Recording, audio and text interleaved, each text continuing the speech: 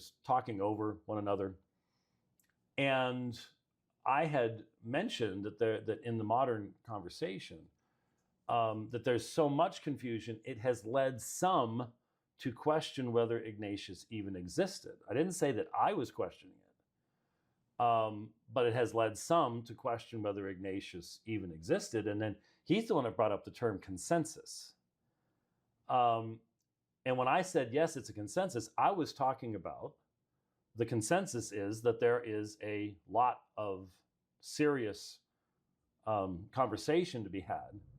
Not only what has been known for a long time about the longer, middle, shorter, and that kind of stuff, but the new conversations that are focused more upon the middle recension and whether it contains evidence of anachronism, that it's coming from a much later time period. Because what if it comes from, the article said between 105 and 180. What if it is 180? Well, that changes the emperor that was under, the periods of persecution. It's still a period of persecution, sure. But it changes the whole tenor and content of the Ignatian story. Now,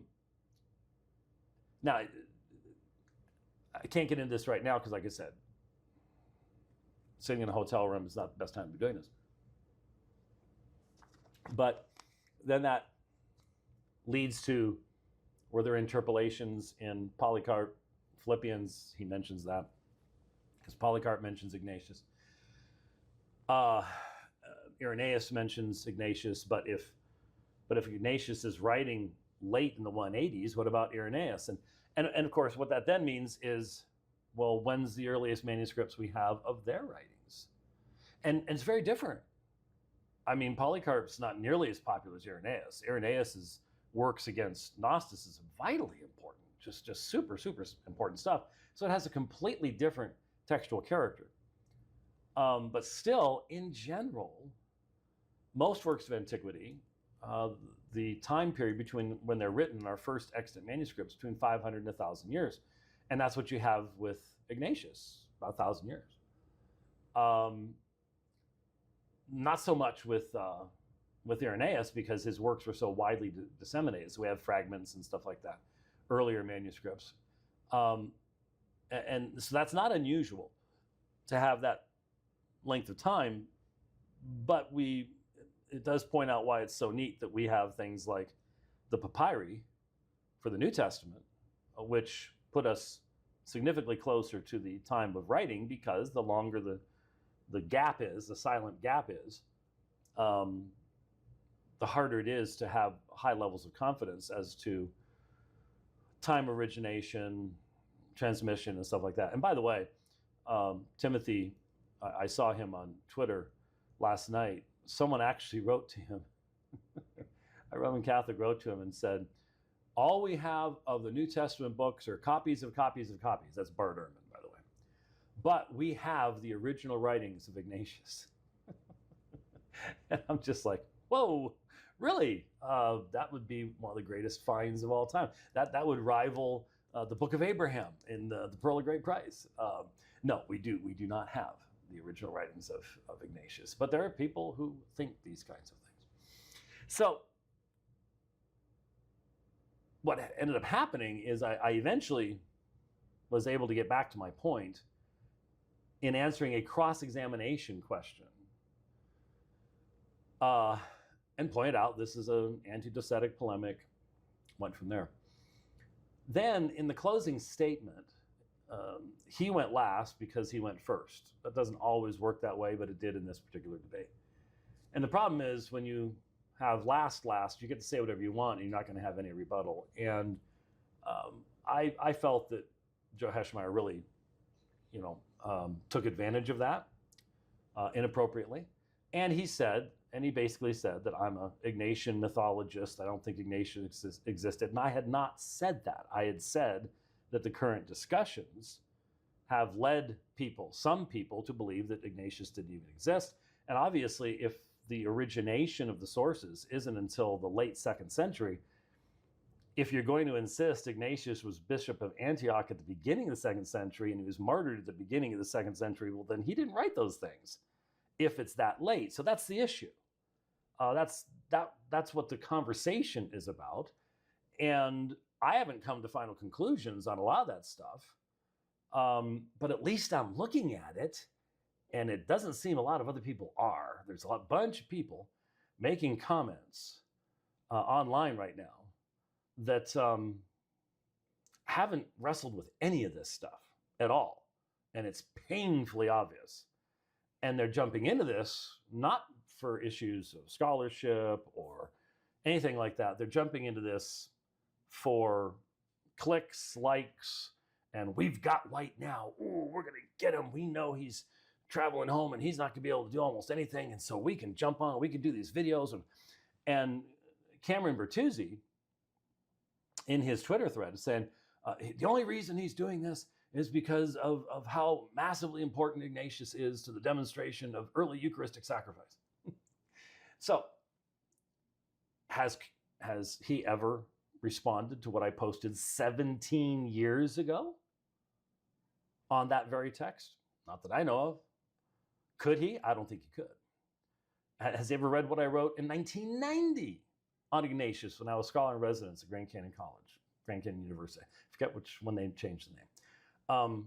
No, I'm sure he hasn't, and wouldn't care one way or the other. And so I don't. His mind reading, his attempt at mind reading failed miserably. It's disrespectful. It's mean-spirited. But he's going to stick with it because I understand that he and some other guys, including Joe Heschmeyer, are going to do a video tomorrow at 1 o'clock Central Standard Time. One of the reasons I'm pushing myself to do this, despite the fact that I still feel horrible, is I'm going to try to save them from absolutely face planting. Because anyone who listens to what I've already said here, checks out the sources, goes and sees the stuff from 17 years ago, reads the article from 1990, listens to what I'm talking about, checks it out with Lightfoot in regards to recensions and all the rest of this kind of stuff, looks up the article that I just cited, all that kind of stuff, is going to realize, yeah, he's just talking about the current state of things, and he's just trying to be honest in dealing with the fact that Ignatius has a, well, it's like, you know, people sometimes get upset with me when I point out that the book of the New Testament that has the most troubling textual history is the book of Revelation. We have the fewest manuscripts of it. It's probably because it fought to have inclusion in the canon. But it's really hard to deal with it textually. And it's one of the reasons why, you know, it's not that much of a long book. And yet when the ECM of it came out, what was that, October of last year, it's 4 volumes. I think it's like 4,000 pages or 3,000 pages. I forget what, it's big because there's a lot of textual issues in the book of Revelation. And people get upset with me about that. Well, guess what? There's a lot of textual issues, recension issues, questions about history and things like that with Ignatius as well. And one of the other things here, and so I'm just hoping these guys will take the time to listen to this, realize, oh, okay, he's not a mythicist. He wasn't saying Ignatius doesn't exist. He was saying that there's real issues with the recensions and the text and questions about dating. You know, there's been, you know, Lightfoot was just sort of the accepted standard for a long time. But then again, so was the donation of Constantine, right? So were the pseudo-Isidorian decretals. And we all know today, everybody agrees, they're frauds. So it's good to be careful. It's good to revisit what people thought was a consensus. And that's all I was trying to do in answering the question.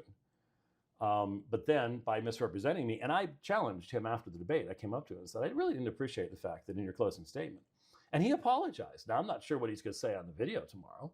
And like I said, my strong recommendation to them is don't do it.